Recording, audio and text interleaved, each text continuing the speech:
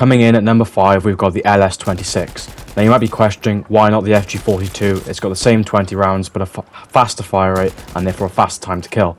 But if you compare the stats directly online, the bullets to kill and damage over range, as well as the time to kill in terms of amount of bullets, is exactly the same between both guns. Of course, the FG42 is going to be slightly faster because of that faster fire rate. However, the LS26 has got a higher bullet velocity, which means you can track targets much easier over range. Its tap fire and therefore long range ability in comparison to the FG42 is much more superior, or far superior rather.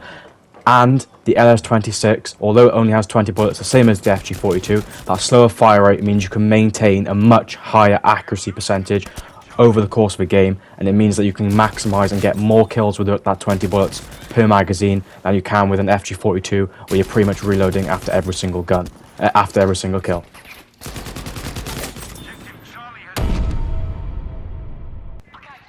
Coming in at number 4, we've got the M18-19-17 shotgun, which is going to be my best option out of all the shotguns in the game, and I'm also choosing this gun because of its slug rounds specialization.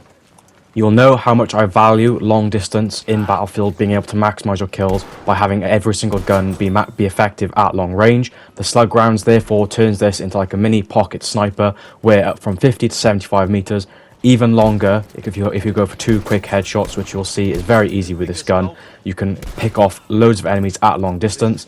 A massive benefit to this is enemies who always think or can see on the on the top right of their screen with the HUD that you're killing people with a shotgun. They don't realize half the time that you're using slug rounds, and it means that you get the one up on them because they push you, or they'll stand still on a head glitch because they think you can't reach them with a range, and therefore you get easy kills with the slug rounds.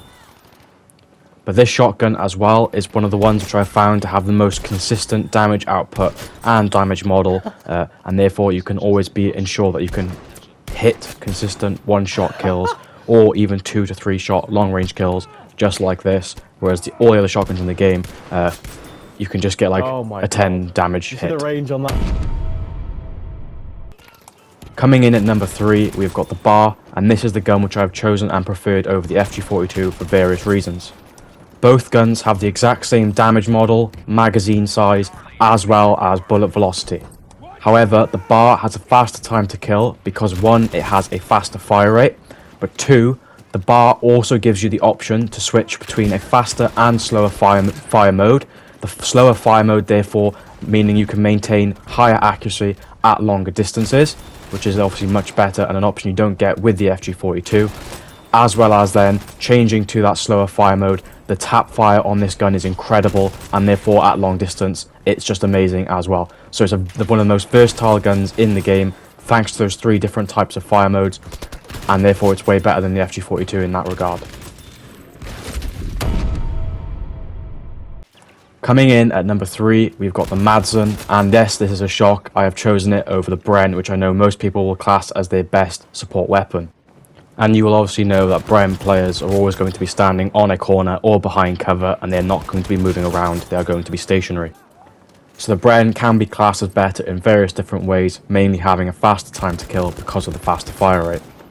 However, if you're going to be playing that Bren style of play, then you don't need to have that faster fire rate because you're always going to be using cover, and you're always going to be able to take on any enemy who's using any gun in the game, no matter the time to kill of their weapon. Therefore, the Madsen is actually more superior in this regard. The 3x scope is super clean, it's very thin, it's got a very thin post, as you can see, which makes long range tap firing with this gun incredible, which you'll see in a sec with this guy head glitching the car from across the other side of the map, and it just absolutely destroys it. Furthermore, they've got a similar reload time. However, the Madsen, if you choose the correct specialization, will give you 40 rounds compared to the Bren's 30. Those extra 10 rounds really makes a huge difference. And lastly, the damage over range and over distance is actually higher with the Madsen than the Bren. And lastly, coming in at number 1, of course, it's going to be the Lewis gun. Everyone should be able to know this by now. It's just absolutely incredible gun in every single different type of way. To start with, you've got the option to choose a 97 round drum magazine, which is the highest ammo capacity magazine on any gun in the game, of course separate from the MMGs, so the highest magazine capacity for any gun you can actually run around and aim down your sights with. The fire rate is also very good, and it leads to and means that you also have a very manageable recoil pattern, and as you can see, this is also very manageable in either the 3x scope or even the iron sight like I'm using here. Damage output is also incredible, being 3 to 4 to 5 bullets depending on, short to medium range, which means with 97 rounds you can only tell and guess how many enemies you could potentially kill with that magazine, which makes it incredible for flanks or taking on large amounts of enemies which are running towards you. It basically is an MMG which you can aim in with and run and gun with. It's got a decent bullet velocity, although you're not going to be using it for long range, and as you can see there, the reload time as well is also very good for a magazine of that size. So yeah, you can't go wrong with the Lewis gun in any aspect, and that's clearly evident by this last 4-minute clip where I'm pretty much able to hold off the entire enemy team on Underground myself, with my team sat back not really doing anything. But that just shows how powerful the Lewis gun can be to a one-man army sort of situation. But hopefully you've enjoyed this video. This has been my top 5 support weapons in Battlefield 5 as of 2022. Please smash the like, and of course leave a comment what is your top 5 support weapons as well. See you on the next one.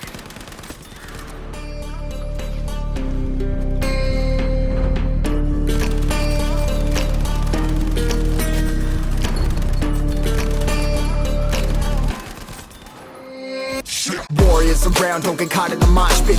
Fuel to the fire, ain't nobody can stop it. Trouble in my city, but you know I'm across it. Got a 40 on my hip and I'm liable to spark it.